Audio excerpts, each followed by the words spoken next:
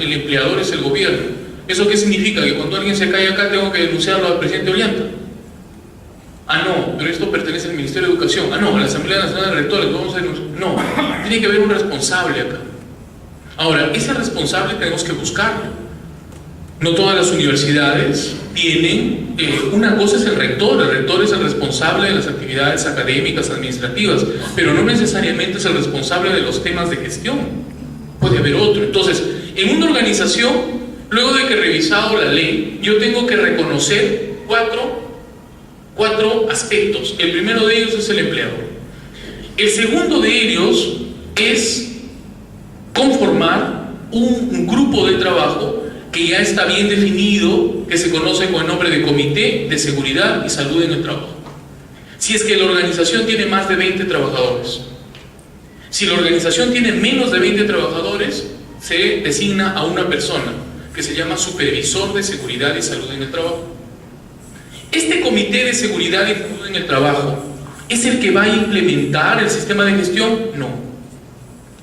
Las funciones del Comité de Seguridad y Salud en el Trabajo son principalmente de supervisión, o sea, es un ente supervisor. Supervisión. Además de supervisión, también se encarga de asesoría. Asesora, así dice la ley, ¿no? La Ley de Seguridad y Salud en el Trabajo. Y adicionalmente, mira, aparte de supervisar y controlar, de asesorar, tiene otras funciones. Por ejemplo, también genera sus propias estadísticas, tiene sus actividades propias. También dentro de estas actividades de supervisión puede hacer auditorías, etc. Supervisión, asesoría y otras. Eso es el Comité de Seguridad y Salud en el Trabajo. El tercer elemento importantísimo es el famoso Servicio de Seguridad y Salud en el Trabajo. Este Servicio de Seguridad y Salud en el Trabajo yo les recomiendo que ustedes, si están interesados en la respuesta que estoy dando a la pregunta que me hizo uno de los participantes, revisen el artículo 36 de la ley.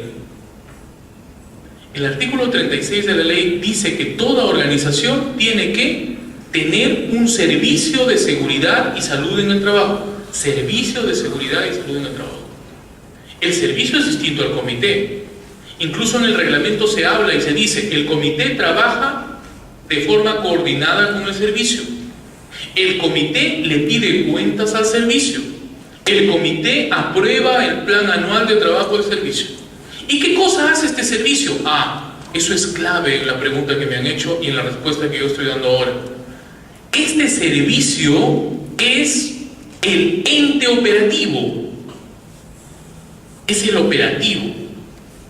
Es decir, este servicio es el que va a iniciar la implementación del sistema de gestión de seguridad y salud en el trabajo. Son ellos.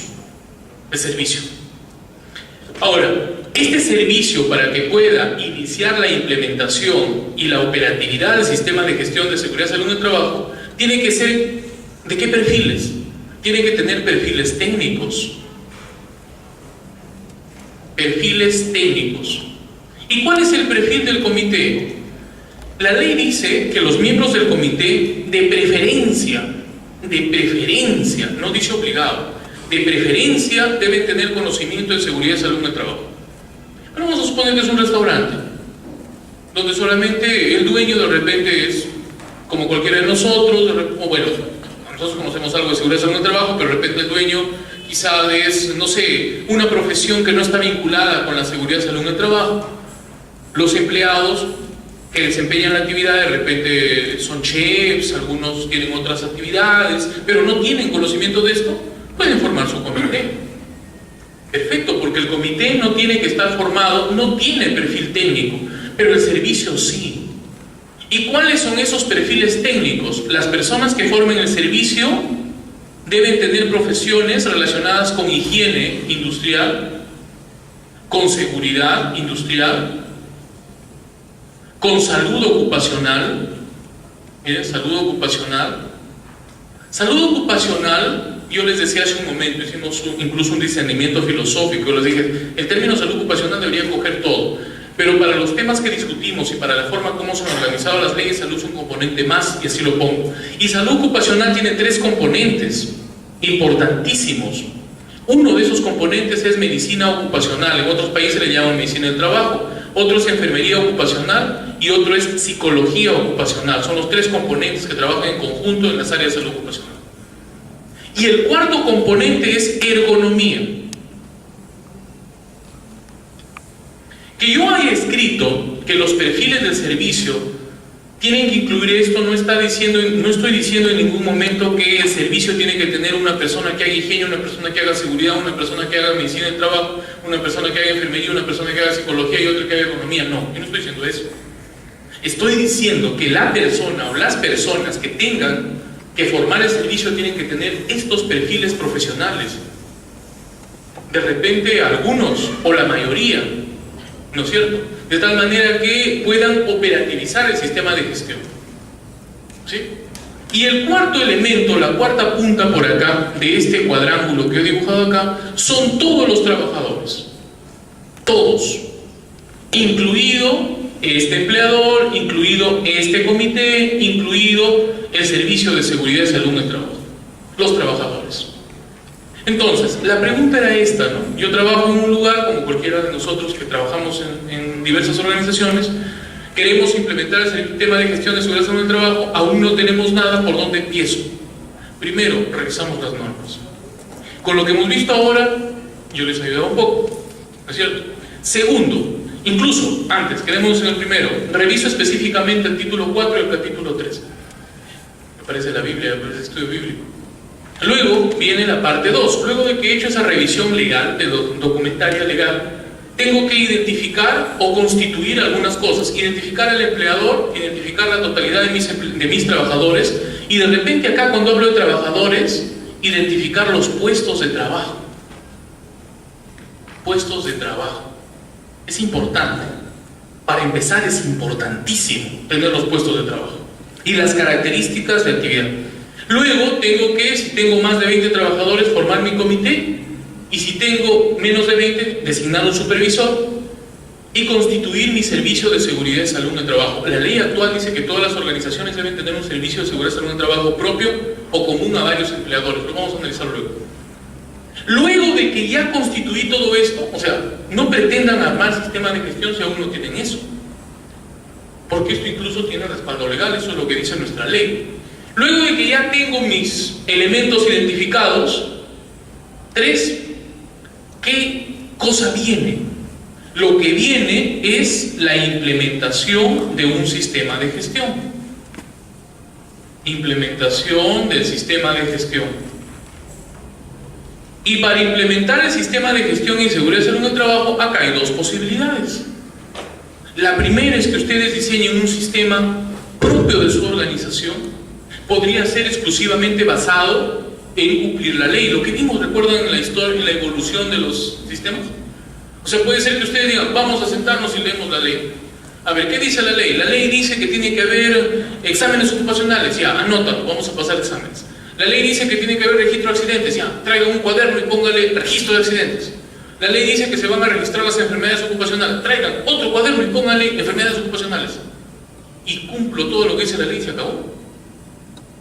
¿No? Ese es cumplimiento legal, es la base de un sistema, recuerden que vimos. Pero puede ser que ustedes digan, no, yo prefiero hacer algo distinto. ¿Qué tal si mejor nos alineamos con OSAS? ¿No? Entonces, si es que yo decido alinearme con OSAS, ahí la historia suma, ya cambia, porque lo hace más complejo. Se supone que si yo decido alinearme con OSAS, hay dos opciones. La primera es que yo tenga dentro de mi organización una persona que esté formado dentro de la perspectiva OSAS. Lo más probable es que no. Entonces voy a tener que contratar una persona que conozca la norma OSAS, que la haga conocer a toda mi organización, que entrene a mi servicio, o de repente mando y formo auditores, ¿no?, en OSA, y vengan a implementar. Una vez que lo implementen, si es que quiero certificar, porque puede ser que lo implemente pero no lo certifique, puedo pedir la certificación y después de un tiempo de repente ya tengo implementado mi sistema según OSAS y aparte certificado. Y una vez que lo tengo implementado y certificado, viene el quinto momento, porque sería un cuarto, ¿no? Viene el quinto momento, que es tenerlo en funcionamiento. Porque una cosa es implementarlo y otra cosa es hacerlo funcionar, ¿no? O sea, hacerlo funcional desde todos los días. Implementarlo puede demorar 1 mes, 2 meses, 3 meses, 1 año. Pero una vez que termina la implementación, acabó. Luego tengo que hacerlo funcional. 5.º momento. Y luego de que lo hago funcionar, tengo que ver los resultados. 6.º momento. Y ahí está. Para ver si funciona o no. No pretendan empezar en sus organizaciones, de repente, como le comenté a la persona que me hizo la consulta, nosotros queremos implementar, me dijo alguien, un sistema de gestión y estamos pensando en OSAS. No, por ahí no empieces. No puedes empezar por ahí. Primero tienes que empezar cumpliendo tus leyes. Luego de que cumples tus leyes, siguiendo la sugerencia que está en el universo de la ley, por lo tanto, tiene prevalencia legal, de hacer lo que la ley te dice. Forma tu comité, forma tu servicio estructúralo como debería de ser. Una vez que tienes tu servicio, ellos se van a encargar de la implementación. Ellos. Estos señores de acá van a hacer esto. Y son estos señores los que van a escoger. O simplemente cumplimos la norma, depende del presupuesto, depende del interés del empleador, ¿sí? Simplemente cumplimos la norma, o seguimos un modelo como OSAS, por ejemplo. U otro, de repente la norma británica, no sé, seguimos otro modelo. Y siguen los caminos, ¿no? Eso es lo que deberíamos hacer. ¿De acuerdo? Perfecto. Regresamos a OSAS. Sigamos hablando de OSAS.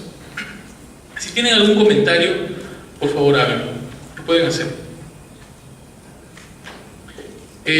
La norma OSAS, entonces, dice que un sistema de gestión de seguridad y salud en el trabajo debería tener los siguientes elementos. Acá fue donde nos quedamos.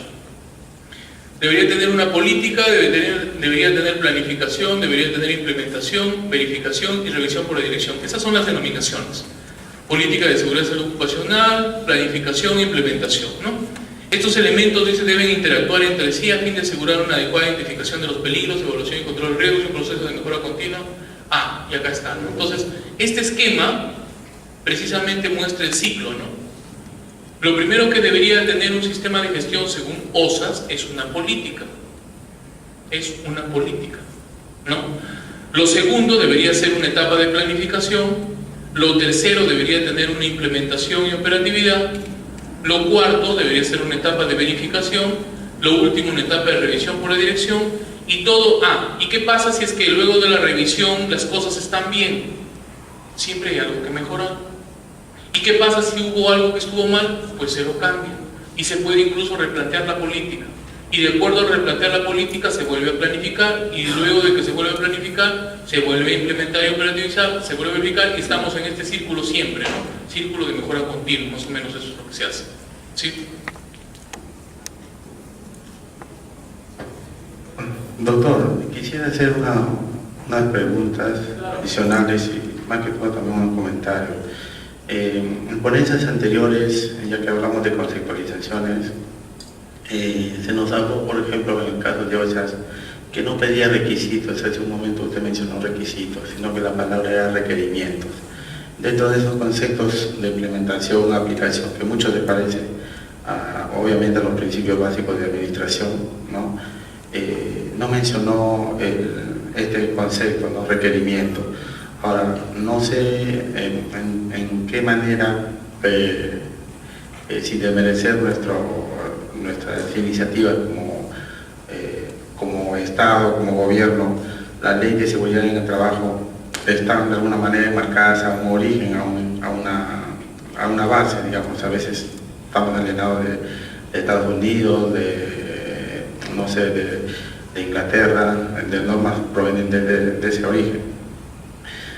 Mi pregunta va a este tema en particular, ese concepto de requerimiento, y otra de que, por ejemplo, acá yo lo entiendo y va con como le digo, con los principios básicos de administración, que es planificación, organización, ejecución y control, ¿no? Que al final a veces lo incluyen en dirección, por ahí va. Pero hace un momento, al inicio de la ponencia, como que no me encuadró esta continuación, ¿no? Porque usted al último, después del control, había organización. Entonces como que ahí no lo entendí, porque la ley de seguridad del trabajo obviamente habla de una organización y después va con una planificación y ejecución, ¿no? Entonces no sé si esas diapositivas iban de alguna manera para analogar este orden, o tenía algo en particular, alguna diferencia con esta. Porque esto yo lo entiendo precisamente, como lo repito, lo que se tiene como administración, ¿no? Sino que con otras palabras, pero viene así: planificar, organizar, ejecutar y controlar. Y luego de controlar se hace un recicle, nuevamente la mejora continua o reingeniería, como lo llaman, ¿no? Entonces, a eso iba mi tema. Y para finalizar, con respecto a lo de la de salud ocupacional, por ejemplo, acá también lo entiendo, y por eso la diferencia entre seguridad y salud ocupacional. Estoy de acuerdo con usted con el concepto en sí, que es muy abstracto, es muy general, ¿no? Cuando habla de siempre y cuando se cuida a las personas, a la propiedad, y bueno, en ese aspecto. Pero yo creo, ese es mi comentario personal, que no se enmarca dentro de un macro salud ocupacional, precisamente por esa siempre disyuntiva, porque si yo pongo salud ocupacional, como que por ejemplo se va a enmarcar a decir salud ocupacional, ¿quiénes son los que saben de salud ocupacional? Por ahí todos los que van por ahí por la rama de medicina, algo, ¿no? Pero creo que se separa precisamente seguridad y salud ocupacional para que los dos vayan de la mano, o sea, los que más o menos tienen experiencia con procesos, con infraestructura, con recursos, etcétera, y con salud ocupacional, que más que todo va con esta línea que yo más o menos que coincide, ¿no? Pero yo quisiera en ese aspecto esas apreciaciones de usted. Gracias. Interesante. Miren, de repente deberíamos, para dar respuesta a lo que dice el señor, hacer varios comentarios. Me parece muy interesante que podamos conversar varias cosas. Bueno, la primera de repente es una cuestión histórica de cómo se ha estructurado esto. O sea, cómo se hace la estructuración de lo que es un sistema de gestión y la confusión que existe con respecto a temas de seguridad, salud ocupacional y quiénes operativizan. Y yo les decía hace un momento que los temas de salud ocupacional, salud ocupacional, la salud, les decía, es un macro que define el bienestar físico, social que existe a nivel de las personas, y dentro de la salud está lo que es salud ocupacional, que se refiere a los trabajadores. Ahora, partiendo de la premisa de que la salud es importante para cada uno de los seres humanos existentes en este planeta, es de interés para múltiples profesiones, y la manera como lograr ese bienestar es de interés de múltiples profesiones. Es por eso que queda claro, es incuestionable, que la salud es un tema multidisciplinario, ¿no? Por ahí. El otro aspecto es la operatividad para lograr los objetivos de la salud. O sea, la salud ocupacional, un macro, una perspectiva filosófica idealista, pero ¿cómo operativizo los temas de salud? ¿Cómo se operativizan? ¿No? Mira, ¿cómo operativizar el logro de objetivos? ¿Cómo operativizo el logro de objetivos? O sea, ¿cómo logro?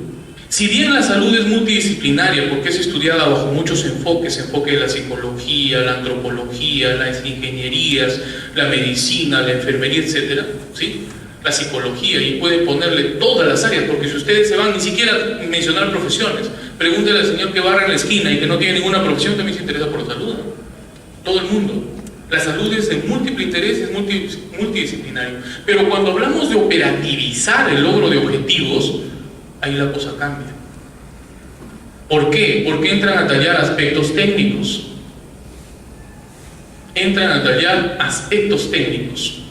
¿Sí? Ahora, en segundo lugar, entran a tallar aspectos eminentemente preventivos.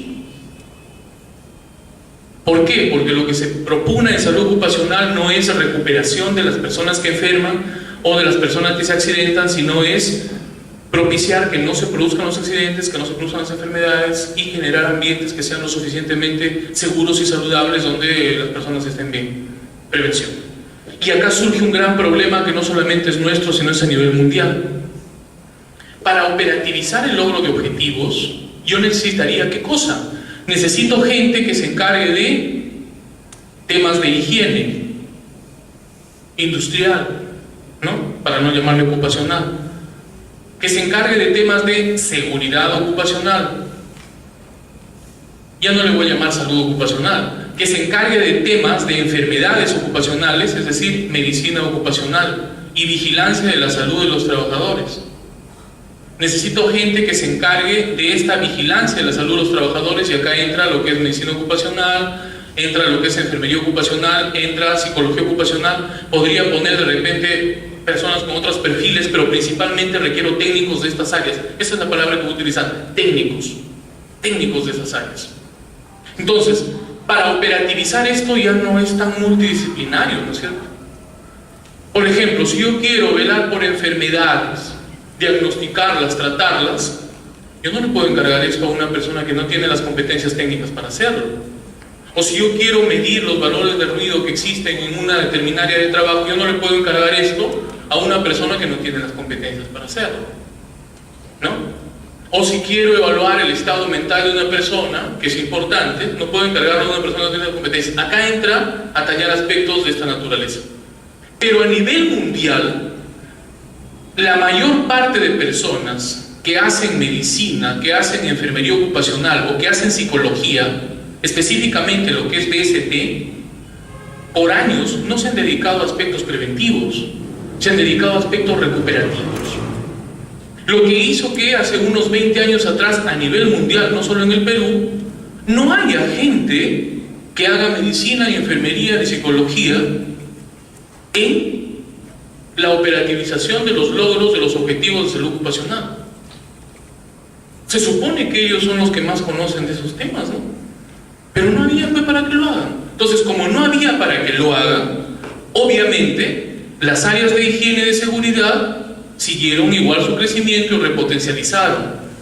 Y en la mayoría de organizaciones, las primeras grandes organizaciones que han venido a nuestro país, las que han ido formalizando son petroleras, mineras, han traído sus modelos extranjeros, y sus modelos extranjeros, a falta en sus países de estos profesionales, acá ni los conocían, tenían sistemas muy potencializados de higiene y seguridad, pero muy pobremente potencializados en salud ocupacional.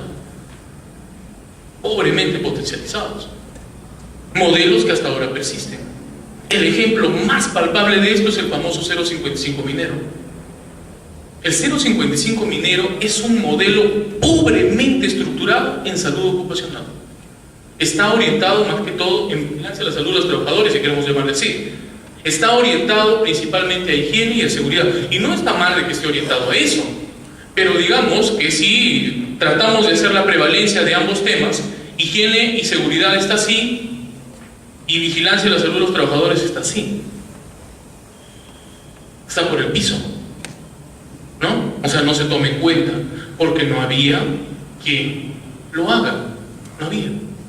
Incluso, esa es la primera parte de la historia, ¿no? Que me puede sacar a una conclusión, ¿no? ¿Por qué los temas de higiene y seguridad estaban más repotencializados? Segunda parte de la historia, ¿no? Ahora, yo les pregunto una cosa a ustedes. Acá hay tres temas, ¿no? Voy a borrar uno como profesión. Voy a dejar tres temas, miren acá. Higiene, determinación de riesgos, medida de riesgos, ¿sí? Seguridad, estrategias para prevenir los incidentes. Vigilancia de la salud de los trabajadores, estrategias para prevenir enfermedades ocupacionales. ¿Cuál de los tres les importa más a ustedes? Los tres. Seguramente, los tres. Porque si yo tengo una buena valoración de riesgos, voy a poder establecer una buena medida o buenas medidas para prevenir accidentes y buenas medidas para establecer la vigilancia de la salud de los trabajadores. Me interesan los tres, con igual importancia y con igual prevalencia. Pero la tendencia, por lo que ya les expliqué, es que al no existir, no había en el mundo, acá en el Perú, por ejemplo, médicos ocupacionales. En el Perú hay 30 millones de personas y médicos ocupacionales, tal vez acreditados en este momento con la nueva legislación que existe, tal vez seremos 300. Tal vez. Enfermeras ocupacionales, menos. Tal vez en nuestro país habrán, pues, 5.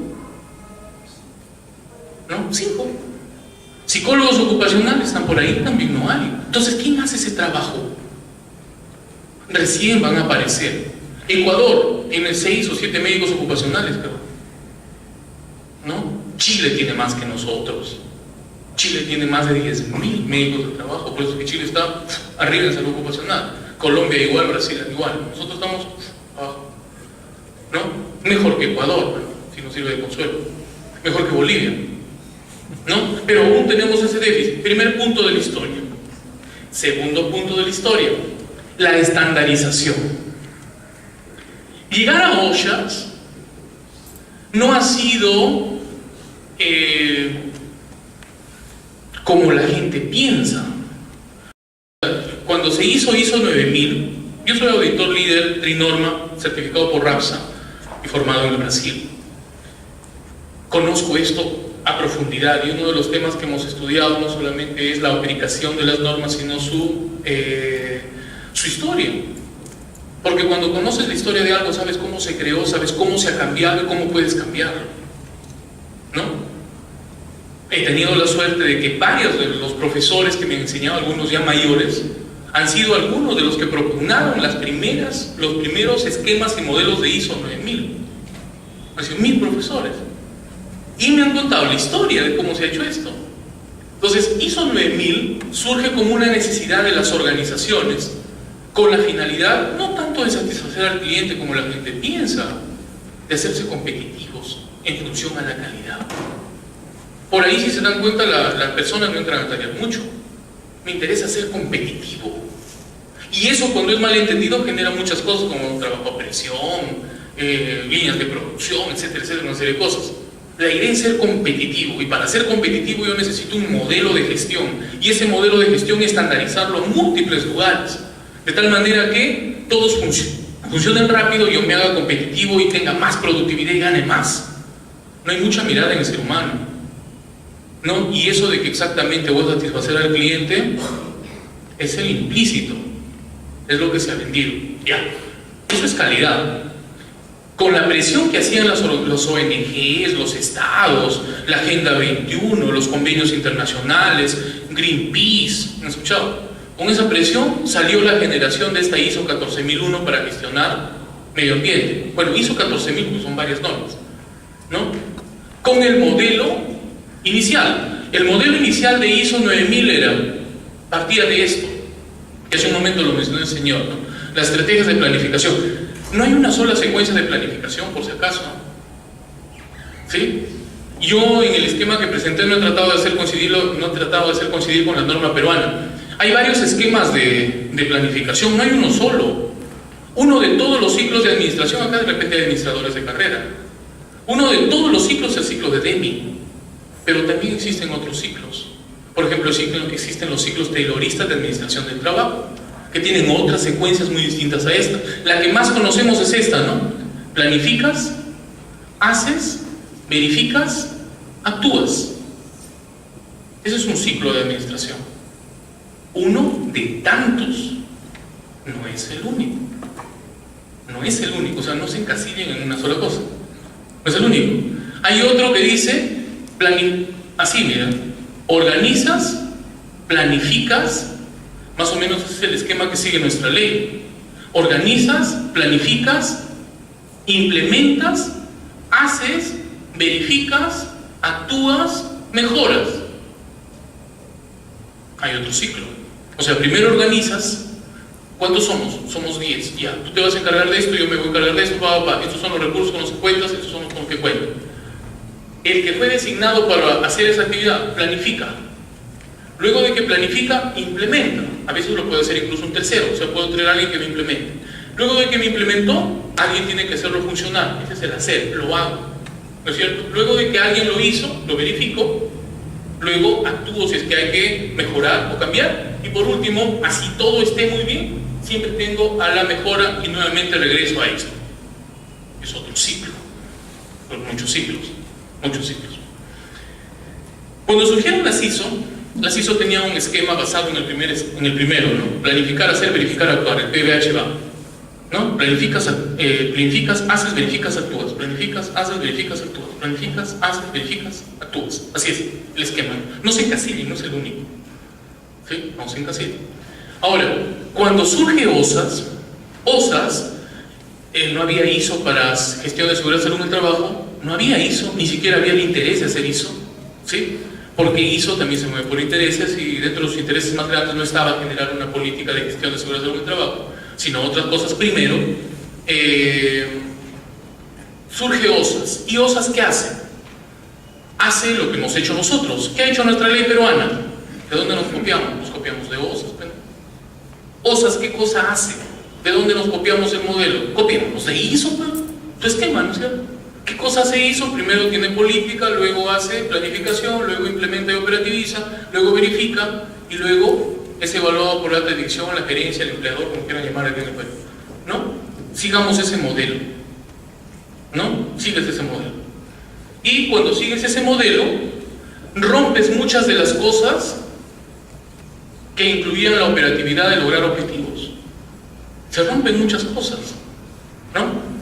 Muchas organizaciones, por ejemplo mineras, tienen certificaciones OSAS, pero les estoy diciendo que bajo su esquema de 0.55, salud ocupacional es muy deficiente. ¿Por qué entonces? ¿Por qué? ¿No? La respuesta es sencilla. Lo que pasa es que OSAS me dice un conjunto de requisitos con los cuales yo voy a cumplir para poder estructurar un sistema de gestión teniendo como modelo ISO 9000, pero para que estos requisitos sean verdaderamente eficientes, necesito la operativización realizada por técnicos. Y el problema es que estos técnicos yo no los tengo. Y cuando no tengo técnicos, obviamente, por ejemplo, la gente de higiene y seguridad va a tratar de hacer, o al menos, porque no lo va a poder hacer, va a intentar hacer vigilancia de la salud del trabajador. No puede hacerlo.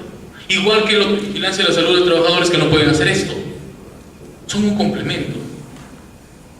Y eso se traduce en una deficiencia del sistema. ¿No? Ahora, el segundo aspecto, eso es más simple.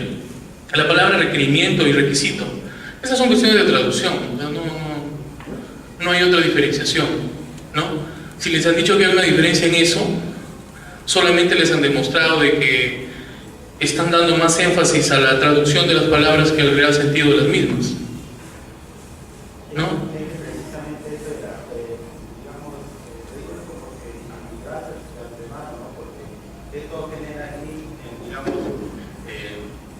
Una duda productiva, ¿no? Porque si tan solo nos referíamos a un solo ponente, diríamos todo está bien y amén, ¿no? Pero gracias por generar esta duda y para dislumbrar más la actitud. Precisamente era porque, de acuerdo a las traducciones del BOK, ¿no? Del Protocolo de Conocimiento, el ponente anterior precisamente quería diferenciar esto porque decía que precisamente esas traducciones a veces venían mal, ¿no?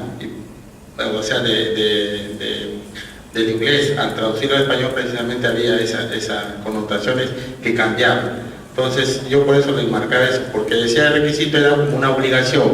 Y OSAS, ya que usted mencionó de esto de la historia de las ISO, también por ejemplo se habló de que OSAS de alguna manera, y eso es lo que yo entendí, y bueno, yo quisiera que algunos de los compañeros si lo entendieron diferente puedan decirlo, ¿no? Yo lo entendí porque OSAS de alguna manera fue antes que las ISOs y porque está enmarcado de alguna manera a lo que era el cuidado del trabajador, a los primeros aspectos ergonómicos más o menos, ¿no?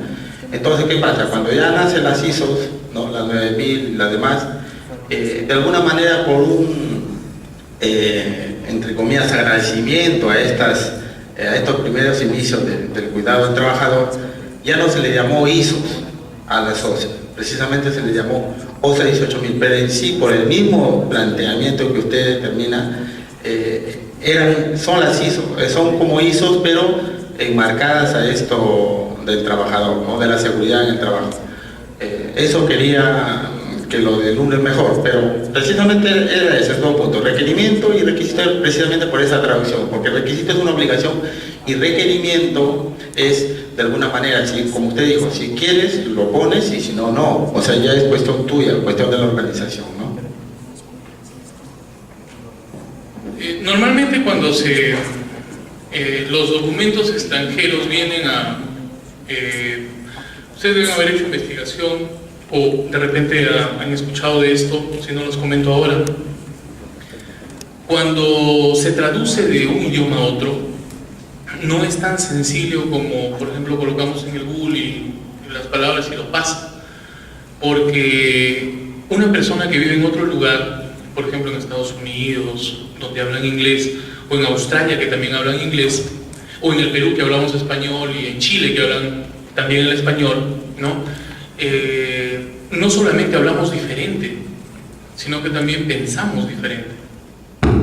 Y muchas palabras que las podemos traducir literalmente como equivalentes, muchas veces corresponden a concepciones distintas entre un idioma y otro. Por ejemplo, yo puedo traducir la palabra evidence del inglés, ¿no? Y en el castellano lo traducen como evidencia. Y a muchas personas, cuando cierran los ojos, dicen que es una evidencia, y lo que se les viene a la mente es una evidencia, es algo que se encuentra, ¿no es cierto? O sea, algo que yo puedo encontrar. Por ejemplo, evidencia de que robaron esa casa. Me voy y encuentro, bueno, no la firma del ladrón, pero de repente encuentro las huellas, ¿no? Y digo, estuvo ese ladrón acá. Pero para otros, la interpretación de evidencia no es esa. La interpretación de evidencia es algo que puede comprobar fehacientemente que, por ejemplo, hubo una persona ahí o un ladrón. Hay diferencia, ¿no? Uno simplemente encontré un zapato. Que hubo un ladrón. Es una evidencia. Pero para otros no. Para otros es comprobar que realmente ese zapato perteneció al ladrón. Porque ¿qué tal si ese zapato pertenecía al dueño de la casa? No sé, que lo mataron. Esas dos concepciones generan una tercera palabra, que es la palabra prueba. Entonces, algunos, cuando traducen este evidence del inglés, lo traducen como prueba o lo traducen como evidencia. Las personas que lo leen como evidencia lo mentalizan de una forma, y los que lo leen como prueba lo mentalizan de otra. Siempre que se traduce un texto de un idioma a otro pasa esto, y eso se genera sesgo, se llama en investigación sesgo de traducción. Para evitar estos sesgos se hace algo que en la ciencia se llama validación. Se hace una validación. Si hay alguien acá de repente que es tesista, maestrando, hecho una maestría, doctorado, no me deja mentir. Se hace algo que se llama validación. Se hace validación no solamente lingüística, sino se hace validación cultural, y a veces otros tipos de validación, y se hace la contrastación respectiva y se genera esa traducción. Validar. No sé si ustedes han escuchado, por ejemplo, de escalas, ¿no? Para ergonomía, el famoso test nórdico. Dicen, está validado para el español, pero no para el Perú, para el español, ¿no? Tal o cual, si hay psicólogos academicistas, ¿no? ¿Han escuchado de esa prueba de evaluación psicológica de mistas? No sé, está validado para el español, hay escalas así. Con las ISOs, si ustedes descargan del internet una de las ISOs, o WOSAS, siempre van a encontrar en la parte inferior algo que dice traducción certificada no validada. O sea, no se han validado, no se validan, de tal forma que solamente se traducen de dos maneras. Ustedes pueden descargar un documento, ya sea ISO o el OSAS, por ejemplo, y van a ver tres posibilidades de resultado. Que encuentren una que diga traducción certificada, otras que dicen traducciones no certificadas, y otras que dicen traducciones no certificadas y no validadas. Las ISOs no se han validado. Para validarlas tendríamos que hacer un trabajo de investigación de validación. Solamente se han certificado. Eso significa que certificada es cuando el mismo organismo ISO lo traduce al idioma. Cuando no lo traduce se llama no certificada. Pero aunque sea certificada, no está validada. Y eso da lugar a confusión en algunos conceptos. Por ejemplo, los conceptos de trazabilidad, los conceptos de reproducibilidad, los conceptos de repetitividad, ¿no? Generan a veces confusiones, ¿no? Entonces, eso podría explicar este tema. Incluso los glosarios, ¿no? Si ustedes van a las ISO van a encontrar glosarios. Nosotros en el Perú no tenemos organismos que se encarguen exclusivamente de estas traducciones y su aplicación a las organizaciones. No lo tenemos. Lo que sí hay en Chile, lo que sí hay en Argentina, por ejemplo, el Irán, ¿no? Que tienen organismos que se encargan de estandarizar las traducciones de ciertas normas internacionales, lo hacen, ¿no? Y cuando ustedes, por ejemplo, comparan esas validaciones que hacen los argentinos o los chilenos para una misma palabra, cuando lo comparan, muchas veces estando escritas de igual forma, es decir, siendo homógrafos y homófonos en nuestro idioma, escribirse igual y leerse igual, pronunciarse igual, en los glosarios tienen diferente concepto. Porque para el argentino, luego de la validación, una palabra significa una cosa y para el otro significa otra. Eso se llama validación, ¿no? Nosotros no tenemos traducciones validadas, tenemos traducciones certificadas, que es diferente. Entonces, de repente nos hemos salido un poco de...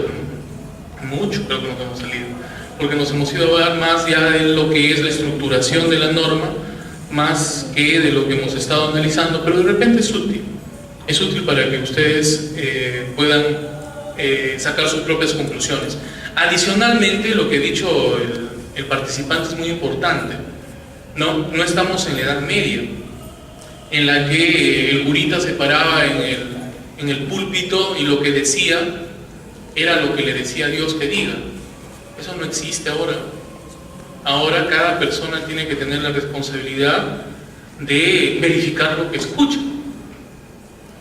¿no? O sea, nosotros debemos buscar la información, ¿no? Contrastar la información, ¿no? Muchas personas, no necesariamente con afán de repente nosotros de mentirles o de cambiar las cosas, pero también nos equivocamos a veces. Pero ya existen los mecanismos para poder contrastar la información. Entonces es importante que ustedes, esto es un curso de posgrado, esto es un diplomado de posgrado, todos ustedes deben verificar algunas cosas, profundizar, tratar de contrastar, usar los datos, ¿no? La pregunta que ha hecho el señor es excelente para ejemplificar lo importante de eso que ustedes deben realizar, ¿no? Entonces acá tienen varios ponentes, a veces hay tendencias también dentro de los ponentes, hay escuelas, ¿no? Hay escuelas que son distintas. Si es que fueran iguales, pues no serían escuelas, no habría una sola, ¿no? Entonces hay tendencias dentro de la operatividad o el manejo de cierta información que aparentemente es de un solo tipo. No es así, eso es falso. Muchas cosas pueden manejarse de manera distinta y ustedes incluso a futuro no solamente pueden escoger cuál va a ser su tendencia, sino también nutrirse de varias para quizá crear una tendencia particular en las organizaciones, en la familia, en el trabajo que ustedes desempeñen, ¿sí? Me parece muy importante. Los felicito por esos aportes y espero que nos estemos entendiendo y que lleguemos a conclusiones productivas, porque de eso se trata, ¿sí? Bueno, voy a avanzar para que el tiempo no nos gane, porque estamos todavía iniciando esta parte. Miren, entonces acá tengo los elementos que había mencionado para lo que es la estructuración de la norma OSAS 18001. Ahora, una de las primeras cosas que un grupo de personas de mi tendencia estamos objetando a la norma OSAS es esto de acá. Para OSAS, el punto de partida, subámosle una capa. La capa más simple que existe en una conversación es describir, ¿no es cierto? Subámosle una capa, comentemos. O sea, yo les puedo decir la política es el punto de partida del sistema. Es un posgrado, ¿no? Comentemos algunas cosas. Miren, cuando nosotros operativizamos algunas cosas, encontramos problemas.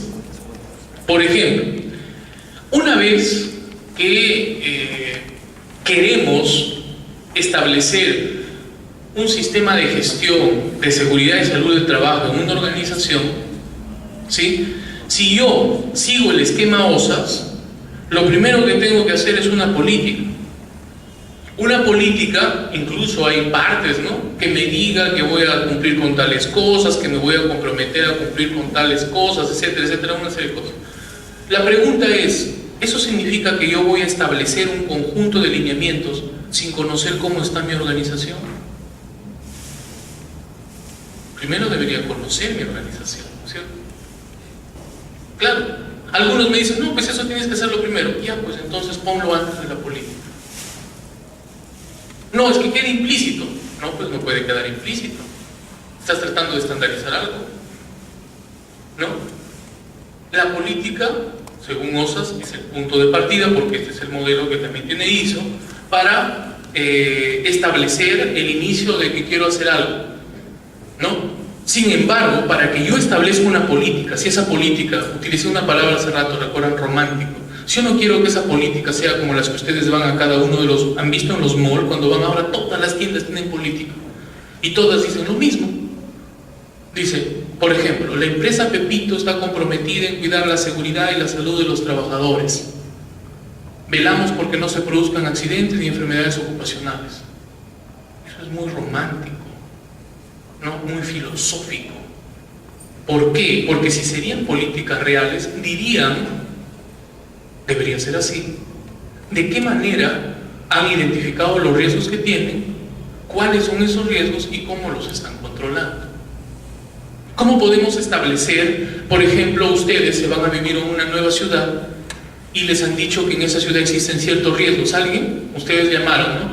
Van a vivir a una nueva ciudad, por ejemplo, no sé, a Chimbote, ¿no? Nunca han ido a Chimbote ni tienen familia, nunca pasaron por ahí, es la primera vez que se vienen a Chimbote y ustedes quieren saber qué riesgos hay en Chimbote y llaman a la municipalidad y le dicen, señores, yo quisiera, me voy a vivir a Chimbote y quisiera que me digan algo que sea necesario para poder vivir allá. De repente puedo tener un accidente, no sé, y la persona les contesta y le dice, cierto, acá hay muchos riesgos, puedes tener accidentes y enfermedades, te puedes morir. No te puedo decir más. ¿Cuáles son las medidas que tú tomarías para ir a vivir a ese lugar? ¿No? Lo único que tú podrías decir, estructurando una política de tu seguridad personal, es: voy a evitar que me maten, voy a evitar enfermarme y voy a evitar otras cosas de acuerdo a lo que vaya conociendo. No, ¿no es cierto? La base, mira, la base para estructurar un sistema de gestión, ¿no? La base para estructurar un sistema de gestión, ¿cuál es? Es el conocimiento. Es el conocimiento. Es la base. Y en la tendencia en la que yo me he formado en esto, permítanme compartirles esto, lo primero que se hace es conocer detalladamente los procesos. Y luego de que se conocen detalladamente los procesos, se hace una identificación, valoración y gestión de riesgos. Y recién después se genera una política. Y esto de acá nosotros, por ejemplo, lo estamos aplicando como sistema en la organización de donde trabajo. Yo trabajo en una organización que se llama SCACOR. Acá hay una persona que trabaja en mi organización. Lo estamos aplicando, esto de acá. Hemos empezado a aplicarlo, está funcionando muy bien. O sea, lo primero que hacemos es un análisis completo de los... No empezamos con la política nosotros. Tenemos política, porque la ley incluso lo pide. Pero nuestra política no es lo primero que viene, porque nosotros nos hemos reunido y hemos conversado y hemos dicho, oye, nosotros hacer política es facilito. Coge un papel, encarga, contrátate un filósofo, un poeta. Ni siquiera un poeta. Búscate por ahí a alguien de la organización que esté enamorado y le escriba. Y vas a ver cómo te escribe. Somos la organización más empeñosa en cuidar los intereses de la seguridad y la salud de nuestros trabajadores. Eso es muy político, ¿no?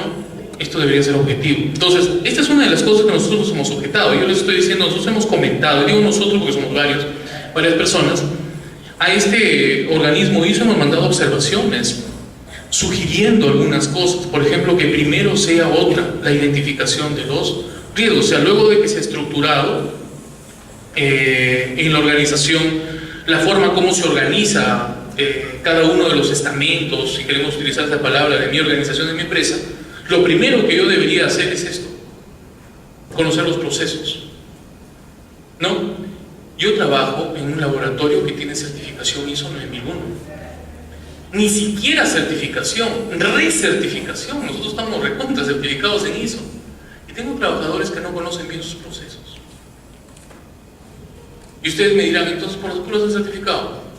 No se han certificado.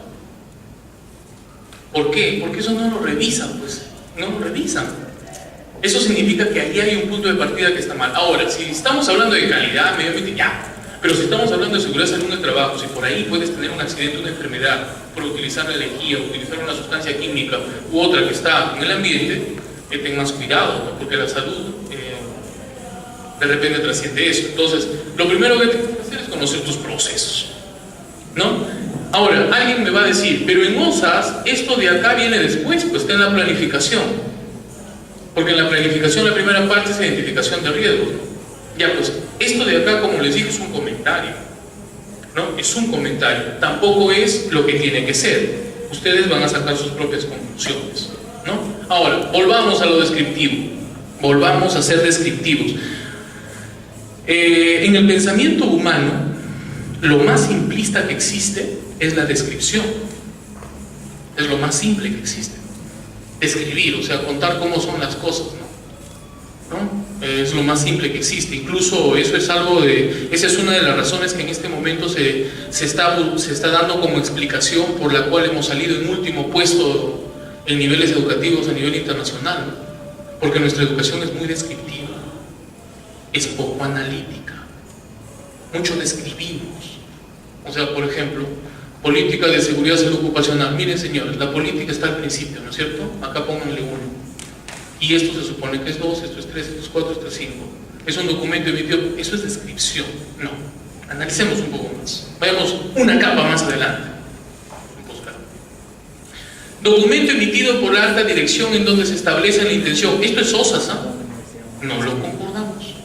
La política, señores, no es un documento. La política es una idea. Es la visión que tiene una organización de querer hacer bien las cosas. Y esa visión debe estar fundamentada en conocimientos objetivos, no parcializados. Miren lo que dice la traducción: documento emitido por la alta dirección, cosa que todo el mundo ahora, hace 2 años tú te ibas a un mall, no encontraba ninguno de esos cuadritos. Ahora te vas a un mall, a cualquiera de los malls, a la Plaza, a la Mega Plaza, a los que hay, te vas y encuentras en todas las tiendas un cuadrito que dice política de seguridad y salud en el trabajo. No, entra ni siquiera, a cualquier sitio, ¿no? Y la mayoría dice lo mismo, exactamente lo mismo, ¿no? ¿Por qué? Porque piensan que la política es un documento. La política no es un documento, es algo más que eso. Documento emitido por la alta dirección en donde se establecen la intención y la dirección generales de la organización en relación con su desempeño en seguridad y salud ocupacional. La política es considerada como la partida de nacimiento de todo sistema de gestión de seguridad y salud ocupacional. Descripción. Hay incluso características de cómo se tiene que estructurar una política, ¿no? Una cuestión de secretariado. La política tiene que ser consistente con el tipo de riesgos propios de la actividad económica de la organización. La política, algunos dicen, ¿no? Dicen, no, la política debe estar al principio, porque si tú vas a administrar, por ejemplo, dicen una mina, pues todas las minas son... Eso es mentira. Incluso dentro de una misma organización, yo trabajé hace unos años atrás en una mina que está en el centro del país, y por esa, yo he tenido alguna, no sé si suerte, mala suerte, no sé qué será, pero llegaba a las empresas y por ahí me mandaban a capacitarme fuera. Yo fui a una empresa aquí en el centro del país, no voy a decir el nombre, y me mandaron a capacitarme en México. Un mes, ¿no? Trabajando y capacitando, y me quedé sorprendido porque me di cuenta que la misma empresa en México era muy diferente a la de acá, muy distinta. Mejor o peor, la de allá era mucho mejor. Y yo, como estaba bastante joven, no sabía por qué, ahora ya lo sé. Me enteré esa vez y pregunté y le dije, pero ¿por qué acá se hacen cosas que allá no? Y ¿saben qué me contestaron? Me dijeron, porque allá la ley no lo pide.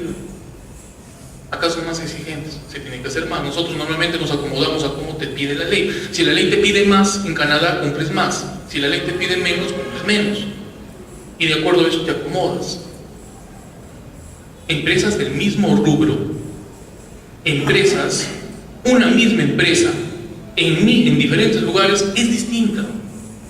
Y por lo tanto, colocar en una política, porque es, por ejemplo, una mina, una petrolera, solamente eso, ¿no? Pensar que son los mismos riesgos es falso, es diferente, tiene que individualizarse, es distinto, ¿no? consistente con el tipo de riesgo. Sí, esto es cierto, sí, pero no vayamos al extremo de que voy a colocar una política para todos igual, no debería ser así, ¿no? Debe, dice, tener el compromiso de la prevención de lesiones y enfermedades de mejora continua, debe tener el compromiso de cumplir con requisitos legales y con otros requisitos suscritos, ¿no? Mismo matrimonio. El empleador es el gobierno. ¿Eso qué significa? Que cuando alguien se cae acá tengo que denunciarlo al presidente Ollanta. No, pero esto pertenece al Ministerio de Educación. No, a la Asamblea Nacional de Rectores, vamos a denunciar. No, tiene que haber un responsable acá. Ahora, ese responsable tenemos que buscarlo. No todas las universidades tienen, una cosa es el rector es el responsable de las actividades académicas, administrativas, pero no necesariamente es el responsable de los temas de gestión. Puede haber otro. Entonces, en una organización, luego de que he revisado la ley, yo tengo que reconocer cuatro aspectos. El primero de ellos es el empleador.